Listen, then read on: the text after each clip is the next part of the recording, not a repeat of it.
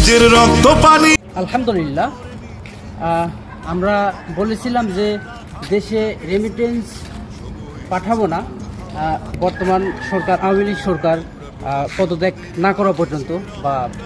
তো যেহেতু আওয়ামী লীগ সরকার শেখ হাসিনা পদত্যাগ করেছে, আমরা প্রবাস থেকে রেমিটেন্স আমরা ব্যাংকের মাধ্যমে পাঠাবো ইনশাআল্লাহ।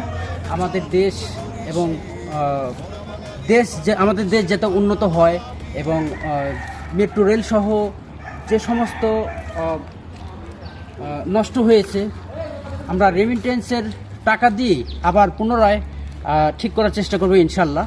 আর সকল প্রবাসীদেরকে বলছি, আপনারা সবাই ব্যাংকের মাধ্যমে রেমিটেন্স দিবেন, যেহেতু আপনারা বলছিলাম যে রেমিটেন্স পাঠাবো না সরকার পতন না হওয়া পর্যন্ত। তো সরকার যেহেতু পতন হয়েছে, আমরা রেমিটেন্স পাঠাবো ইনশাল্লাহ। সবাই ভালো থাকবেন, সুস্থ থাকবেন, বিদায় নিচ্ছি। আল্লাহ হাফিজ।